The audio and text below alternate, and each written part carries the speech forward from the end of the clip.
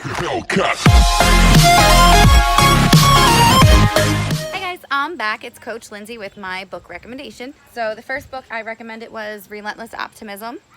The second book I'm going to recommend that I'm not even done it, and it's so good that I've already recommended it to several people. And it's kind of, you know how I know when a book is really good is when I carry it around with me everywhere I go. Like even if I know I'm not going to have time to read it, like driving in my car, I'm not going to have time, I'm not going to be able to read a book, but I bring it with me. I don't know why. Or if I'm somewhere with my kids and I have a 3 and 4-year-old, I'm not going to be able to read my book, but I'm still carrying it with me. And that's how I know I've come across a really good book. That I feel like it's like the power of just having it with me will like seep into me or something. I don't know. So the second book is The Young Champion's Mind. I can't even say enough good things about this book. So the first book wowed me. This book, I can't even put it into words because maybe because it resonates so much with me so closely. I actually am reading the things that I say to my girls anyway while coaching them. It's weird. It's like if I were to write my own book, a lot of the things that are said in here are exactly what I would put in it.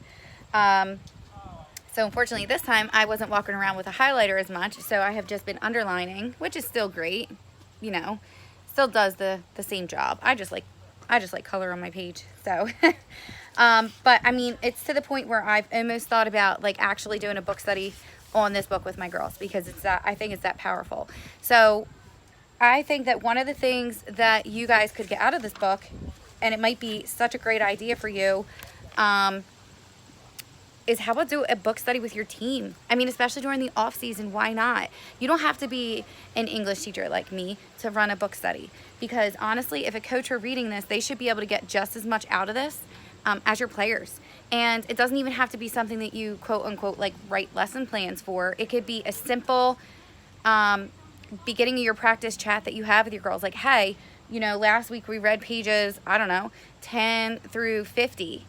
What are some of your thoughts? What are some feedback that you have on this book? What an excellent thing to do on an off-season practice, because that way you're still practicing the game. You're practicing the mental side of the game. You're practicing the power of the girls being able to look at themselves, evaluate themselves, keep themselves positive, which in turn is going to affect your entire team and hopefully promote overall a more positive outlook for your team.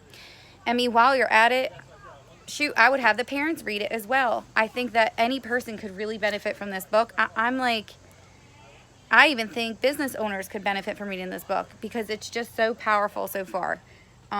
It's like I can't wait to finish it, but I also don't want to finish it. And that's very much how I felt about Relentless Optimism. When it was over, I was like, oh, kind of bummed. But then I found this one. So what I really like too is that they have a lot of quotes from other famous athletes, and I think that's really important for girls to be able to connect with that. And I love the way this book is broken down, to be honest. It's very easy to read. It's very straightforward, but you'll see what I mean. There are some pages that are literally like bolded and separated. So the other idea you could do for a team format or team discussion, right? So you could do something as easy as starting your practices out discussing a couple pages of this book. If you're, you know, a computer guru a little bit, whereas as a teacher, I use Google Classroom a lot. They now, I believe, offer it for coaches. So you can even try to set up a Google Classroom for your team. And if you haven't used Google Classroom in the past, try to mess around with it, because you can literally just post like a topic and all the girls can comment under it. And to be honest, coaches out there, if you're not familiar with it, your girls will be. So they can probably set it up for you. If Google Classroom doesn't work, I mean, you can do a Facebook group, although that's like old for them. Many of them are on like Instagram and things like that instead. But my point is there are many ways that you can tackle this. And it does not even have to be something you have to do. So if, as a coach, if you feel intimidated by the fact that you're like, oh, I'm not good at this stuff, I'm not good at literacy, I hate reading. Well, you know, how can you, and this is what I always look at, how can I ask my girls to get better in an area if I'm not willing to put that work in as well? So you know, why not take on that challenge as a coach? We all struggle with time management and fitting things in our life. You know, like I said, I have a 3-year-old, a 4-year-old, a 12-year-old, and reading is hard for me to fit in. But if it's something I'm passionate about, I will keep finding the time to do it, especially when it's going to better me as a coach or it's going to better me as a mentor. And if you feel like you do completely struggle with being able to fit in, you know, running these groups, then put a girl or two in charge of it. Have them the book club captain or something, and have them come up with a question of the week, or change it every week. Have a different player come up with a different question about the pages that they read, or assign a player a week to present and discuss a chapter or two when you guys come back together. I mean, there's a million ways you can do it. But I do like, there's like guided visualization in this. I think it's really something that you can take to your team and start to implement for your team. And I like the fact, of course, that not only is it an athlete's book, but they mention softball. And sometimes I feel like that, you know, we get left out. And if anything's mentioned, I'm trying to find a page right now, that's why I keep looking down.